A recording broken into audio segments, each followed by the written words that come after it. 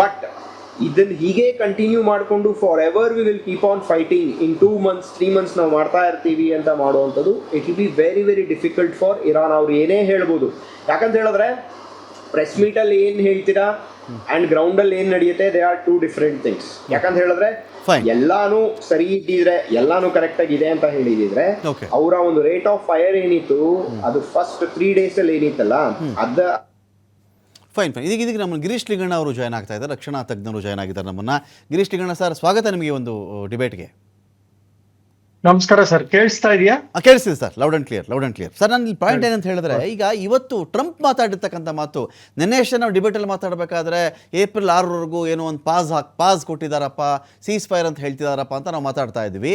ಇವತ್ತು 47 ವರ್ಷಗಳಿಂದ ಇರಾನ್ನ ಈ ರೀತಿ ಬೆದರಿಕೆಗಳು ನಾವು ನೋಡ್ತಾ ಬರ್ತಾ ಇದ್ದೀವಿ. ಅಂತ್ಯ ಹಾಡುವಂಥ ಒಂದು ಕಾಲ ಬಂದುಬಿಟ್ಟಿದೆ. ಅಮೆರಿಕಾ ಬಳಿ ಇನ್ನೂ ಎಂಥೆಂಥ ವೆಪನ್ಗಳಿದೆ ಅಂತೇಳಿ ಇರಾನ್ಗೆ ಇನ್ನೂ ಅಂದಾಜಿಲ್ಲ ಅಂತ ಹೇಳ್ತಾ ಇದ್ದಾಗ, ಎಂತೆಂಥ ವೆಪನ್ ಇದೆ ಸರ್ ಅಮೆರಿಕಾ ಬಳಿಯಲ್ಲಿ? ಏನು ವೆಪನ್ಗಳು ಸ್ಟ್ರೆಂತ್ ಅಂತ ಹೇಳಿದ್ರೆ other than nuclear capacity?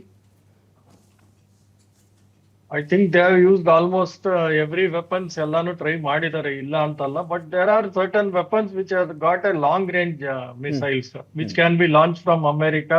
13,000 kilometre ಎಲ್ಲಿ ಬೇಕಾದ್ರೂ ಹೋಗಿ ರೀಚ್ ಆಗುವಂತ ವೆಪನ್ಸ್ ತುಂಬಾ ಇದಾವೆ ಅವ್ರ ಹತ್ರ. ಬಟ್ ಆ ವೆಪನ್ಸ್ ಏನು ಬೇಕಿಲ್ಲ ಅವ್ರಿಗೆ, because they are not launching any nuclear strike or anything for doing such weapons.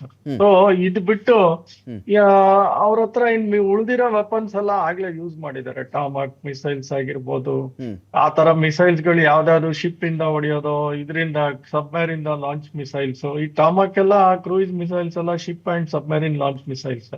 ಅದನ್ನ ಹಾಗೆಲ್ಲ ಟ್ರೈ ಮಾಡ್ಬಿಟ್ಟಿದ್ದಾರೆ ಎಲ್ಲಾ ತರ ಮಿಸೈಲ್ಸ್. ಅಂಡ್ ನೆಕ್ಸ್ಟ್ ಇರೋದು of course they will be going for a certain nuclear weapons are which has got a long coverage of the ಇದು ಏನೋ area coverage of.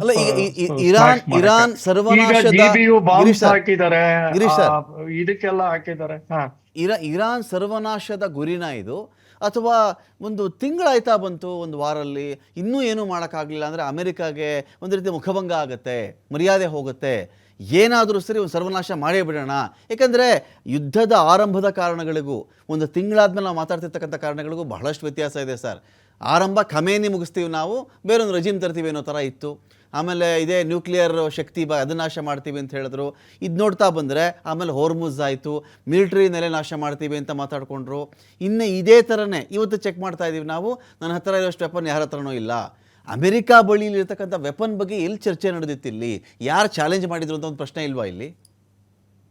ಖಂಡಿತ ಅವ್ರ ವೆಪನ್ ಬಗ್ಗೆ ಯಾರಿಗೂ ಡೌಟೇ ಇಲ್ಲ. They are the best in the world. That is not ಅದ್ರ ಬಗ್ಗೆ, ಅವ್ರ ಟೆಕ್ನಾಲಜಿ ಬಗ್ಗೆ ಯಾರಿಗೂ ಡೌಟ್ ಇಲ್ಲ.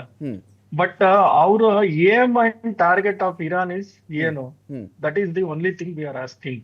ರೆಜಿಮ್ ಚೇಂಜಾ, ಇಲ್ಲ ನ್ಯೂಕ್ಲಿಯರ್ ಅಲ್ಲಿರೋ ಯುರೇನಿಯಂ ಎತ್ಕೊಂಡ್ ಬರೋದಾ, ಇಲ್ಲ ನ್ಯೂಕ್ಲಿಯರ್ ಮತ್ತೆ ಎನ್ರಿಚ್ ಮಾಡಬಾರ್ದಾ, ಇಲ್ಲ ಬ್ಯಾಲಿಸ್ಟಿಕ್ ಮಿಸೈಲ್ಸ್ ಮತ್ತೆ ಪ್ರೊಡಕ್ಷನ್ ಮಾಡಬಾರ್ದಾ? What is their intention? ಇಲ್ಲ ಏನು ಅಂತ ಅವ್ರ ಕ್ಲಾರಿಟಿನೇ ಇಲ್ಲ. ಡೈಲಿ ಒಂದೊಂದು ಇಂಟೆನ್ಷನ್ ಹೇಳ್ಕೊಂಡು ಹೋಗ್ತಾ ಇದಾರೆ. But what intention?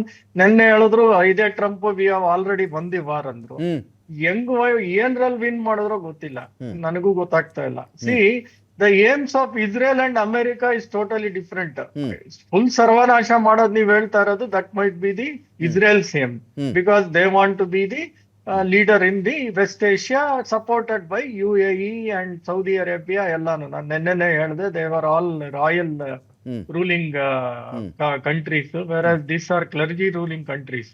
So they might like this Iran ideology ಎಲ್ಲ ಕಡೆ ಸ್ಪ್ರೆಡ್ ಆಗಬಾರ್ದು ಅಂತ they might support Israel to destroy Iran.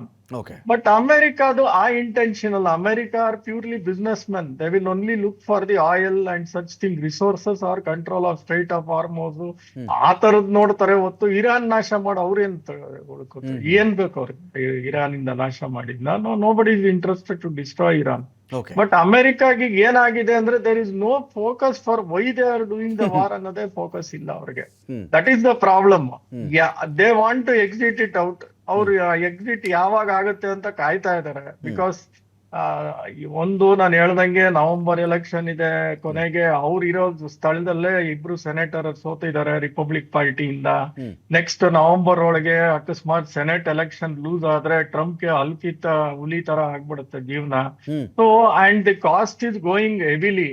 C Arabians wanted to invest around $2 trillion last year ಒಪ್ಪಂದ ಆಗಿತ್ತು. ಈಗ ಅದನ್ನು ಕಿತ್ತೋಯ್ತು, ಆ ಒಪ್ಪಂದನು ಮುರಿದೋಯ್ತು. ಸೊ ಈಗ ಏನಾಗ್ತಾ ಇದೆ ಅಂದ್ರೆ where to come out, what is the exit, that is all they are planning, that is why they are buying the time 10 days or 12 days. ಏನಕ್ಕೆ ಟೈಮ್ ಬೈ ಮಾಡ್ತಾ ಇದಾರೆ ಅಂದ್ರೆ there is some diplomatic tax which is going on. Probably it will not be to the level of some ministers or anything. ಕೆಳಗಡೆ ಇರೋ levels ಅಲ್ಲಿ ಮಾತಾಡ್ತಾನೆ ಇರ್ತಾರೆ diplomatic channels ಅಲ್ಲಿ. ನಮ್ದು 15 ಪಾಯಿಂಟ್ 5 ಪಾಯಿಂಟ್ ಎಲ್ಲೋ ಒಂದ್ ಕಡೆ ಯಾವ್ದೋ ಒಂದು ಇದಾದ್ರೂ ಸಾಕಪ್ಪ ಅದು ಮುಗಿಸ್ಬಿಡೋಣ ಅನ್ನೋ ಸ್ಥಿತಿಲಿ ಇದಾರೆ. ನನಗನ್ಸುತ್ತೆ ಪ್ರಾಬಬ್ಲಿ ಸ್ಟ್ರೈಟ್ ಆಫ್ ಹಾರ್ಮೋಸ್ ನ ಇರಾನ್ ಬಿಟ್ಕೊಟ್ಬಿಟ್ಟು ಅಲ್ಲಿರೋ ನ್ಯೂಕ್ಲಿಯರ್ ಯುರಾನಿಯಂ ಏನಿದೆಯೋ ಅದ್ ರಷ್ಯಾ ಕಳಿಸಿದೀವಿ ಅಂತ ಮಾಡಿ ವಾರ್ ಗೆದ್ವಿ ಅಂತ ಆಚೆ ಬರೋ ಅಂತ ಸ್ಥಿತಿಲಿ